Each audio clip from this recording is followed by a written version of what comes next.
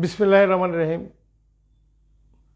যারা দেশের বাইরে আছেন, যারা আমাদেরকে রেমিটেন্স পাঠাচ্ছেন, আপনাদের উপর আমার রাষ্ট্র এখন নির্ভর এবং দেশের সমস্ত মানুষ সঙ্গে আমার বগুড়ার প্রিয় মানুষ ভাই বোন সবাইকে ঈদুল আজহার শুভেচ্ছা। যে যেখানে আছেন, যে অবস্থায় আছেন, ঈদ একটা আনন্দের দিন। কষ্টের মাঝেও আমরা হাসতে পারি বলেই আমরা বাঙালি জাতি। আমরাই একমাত্র মানুষ যারা ভাষার জন্য আন্দোলন করছি। এবং টিভির যে নাটক হয়, আপনাদের মনে থাকার কথা, আসাদুজ্জামান নূর ভাই, যেনার বাকের ভাই বলে পরিচিত, ঢাকা বিশ্ববিদ্যালয় থেকে ওই সময় মিছিল হয়েছিল যে বাকের ভাইয়ের কিছু হলে জ্বলবে আগুন ঘরে ঘরে। পৃথিবীতে কিন্তু এই উদাহরণ কেউ দিতে পারবে না, আমরাই একমাত্র দিতে পারবো, কারণ আমরা বাঙালি জাতি। এখানে বিশেষ করে যে কথাটি না বললেই না, আমার বগুড়া, আমি বারবার বলছি, এতিম বগুড়া, অসহায় বগুড়া। এবং এখানে বিরোধী দল আর সরকারি দল এরা মাখামাখি দল, মানে মিলিঝুলি দল। মিলিঝুলি দল এই জন্য বলতেছি, এরা মিলেমিশে থাকে। আর রাজপথে যেটা দেখায় ওটা কিন্তু আসলে একটা সিনেমা শুটিং চলতেছে।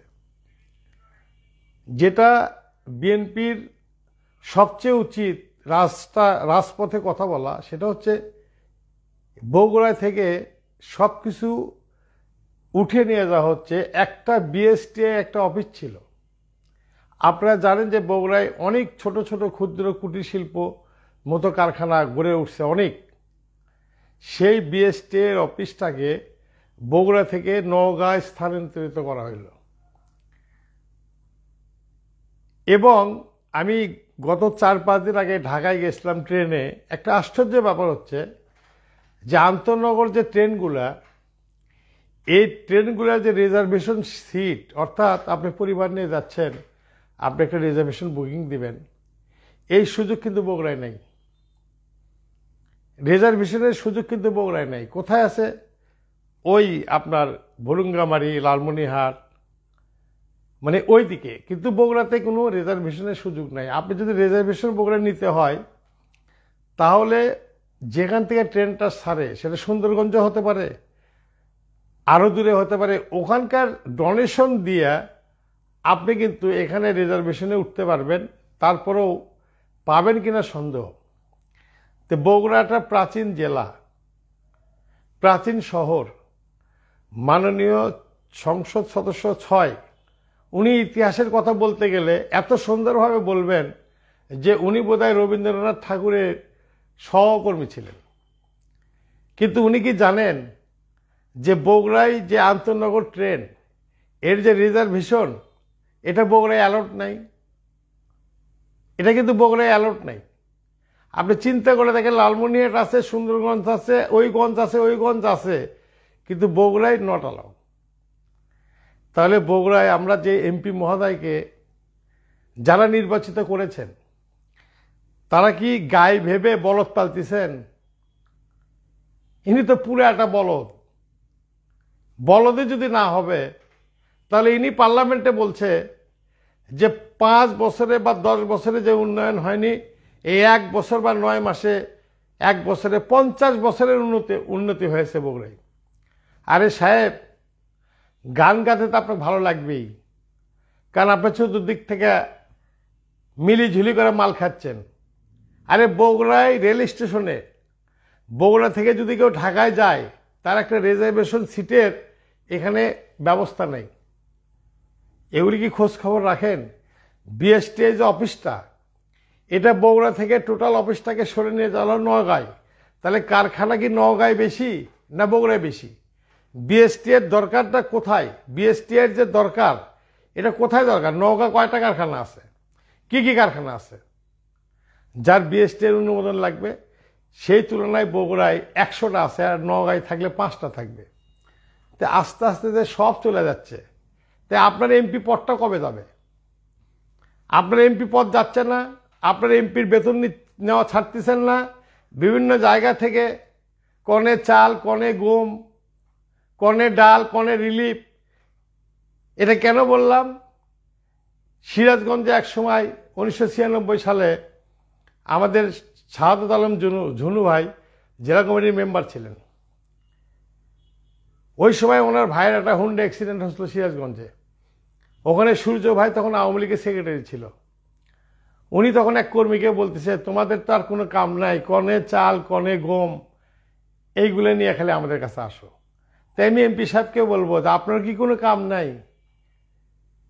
একটা ট্রেনের বগি বগুড়া থেকে রিজার্ভেশন করে কেউ যদি তার পরিবার নিয়ে যেতে চায়, তাকে বুকিং দিতে হবে সেই সুন্দরগঞ্জ থেকে ড্যামারেজ দিয়ে। অর্থাৎ স্বাভাবিকভাবে যে ভাড়াটা হবে 1200 টাকা, তাকে কাটতে হবে 2000 টাকায়। এই বগুড়ার আপনি এমপি, কোনদিন খোঁজ রাখছেন? আপনি কি জানেন কিছু? খোঁজ খবর রাখেন যে বগুড়ায় বিএসটি অফিসটা যে চলে গেল? আপনি কি পার্লামেন্টে বলতে পারবেন যে মাননীয় প্রধানমন্ত্রী, আমি বড় মুখ নিয়ে কথা বলছিলাম এবং আপনিও বলছেন যে বগুড়ার মানুষ এখন আওয়ামী লীগ হয়ে গেছে। তো বগুড়ার মানুষ যদি এতই আওয়ামী লীগ হয়ে যায়, তাহলে এখান থেকে সরকারি অফিস আদালত পার করে নিচ্ছেন কেন? এখান থেকে সরকারি অফিস আদালতগুলি পার করতেছেন কেন? এখানে কি বগুড়ার মানুষকে যদি আপনার না পছন্দ হয়, তাহলে আপনি বলে দিলেই পারেন যে বগুড়ার মানুষকে আমি ভালোবাসি না। কিন্তু আপনি সমবন্টনে বিশ্বাসী নেত্রী, মাননীয় প্রধানমন্ত্রী, আমি করজোড়ে অনুরোধ করতে চাই, আমার ক্রিকেট বোর্ড একবার ইন্টারন্যাশনাল ভেন্যু তুলে গেল, সেটা ফেরত দিয়ে দিলেন। কেন দিলেন? কোথায় থেকে ভালোবাসা জন্মিল আমি জানি না, তবে ভালোবাসা যদি জন্মেই থাকে, তাহলে বগুড়ার বিএসটিআই যে অফিসটা আপনি নওগাঁ নিয়ে গেছেন, এটা কিন্তু অত্যন্ত জরুরি হচ্ছে বগুড়ায়। এখানে কোন পাওয়ারে চলে গেল নওগাঁয়, এই পাওয়ারটা আমরা খুঁজে পেলাম না।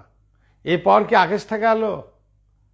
মাননীয় সংসদ সদস্য, আপনি যদি জনগণের মাঝে যেতে চান, জনগণকে সঙ্গে নিয়ে কাজ করতে চান, যদি এই বগুড়ায় আওয়ামী লীগকে আবার ধুয়ে মুছে তুলতে চান, তবে আপনার কর্ম দিয়ে তুলতে হবে। তা আপনি কর্ম করতেছেন তো বাসায়, আপনি বাসা ডেভেলপ করেন ব্যস্ত।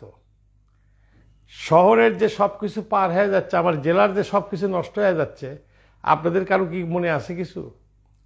আশেপাশে ডানে বায়ে উত্তর দক্ষিণে সব তো আওয়ামী লীগ।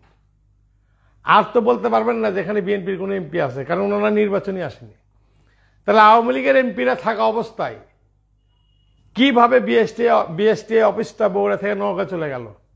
এর ব্যাখ্যা বা উত্তর আপনি দিতে পারবেন সমাজে? আপনারা তো হয়ে গেছেন ট্রাক। যেরকম ট্রাকের পিছে লেখা থাকে 100 হাত দূরে থাকুন, এখন আপনাকে এমপি কে দেখে মানুষজন কিন্তু 200 হাত দূরে চলে যাচ্ছে। কি করতেছেন আপনারা? আমি বলতেছি এই কারণে, যদি আপনি পার্লামেন্টারি সিস্টেমে আসেন, তাহলে বিরোধী দল কথা বলবে, তা আমি নির্বাচন করছি আপনার সঙ্গে, আপনি কিভাবে জিতছেন এটা আপনি জানেন, আর উপর আল্লাহ জানে। কিন্তু প্রতিবাদ করার মতো যোগ্যতা আমার আছে। আপনার ভুল ধরার যোগ্যতা এই বগুড়ার মানুষ আমাকে দিছে। আপনার ভুলটি ধরার যোগ্যতা বা সম্মান এই বগুড়ার মানুষ আমাকে দিছে, যার জন্য আমি প্রশ্ন রাখতেছি যে লজ্জা করে না আপনার? যে বগুড়ায় কিচ্ছু নাই, তার মধ্যে যা কিছু আছে সেটা তলে তলে মানুষ কাটালিয়ে চলে যাচ্ছে তার জেলায়। এই লজ্জা নিয়ে আপনি থাকবেন নাকি পার্লামেন্টে গিয়ে কথা বলবেন? তারপরে মাননীয় প্রধানমন্ত্রীর দিক আর না দিক, কিন্তু আপনি বলার হিম্মত রাখেন? আপনি রাখেন না, কারণ মাননীয় প্রধানমন্ত্রী ভালোভাবেই জানে যে তুমি চুপ করো, তোমাকে তো আমি উঠে নিয়ে যাচ্ছি। এই লজ্জা, আমি বারবার বলছি, এই লজ্জায় যারা জনপ্রতিনিধি হয়ে আছেন, তারা জনপ্রতিনিধি থেকে পদত্যাগ করুন। অন্তত নিজের ইজ্জত নিয়ে মারা যান। যদি আপনার ইজ্জত সম্পর্কে কোনো ধারণা থাকে। সবাই ভালো থাকবেন। আবার দেখা হবে কোনো না কোনো এজেন্ডা নিয়ে আমি আবার লাইভ আসবো। খোদা হাফেজ। বাংলাদেশ দীর্ঘজীবী হোক।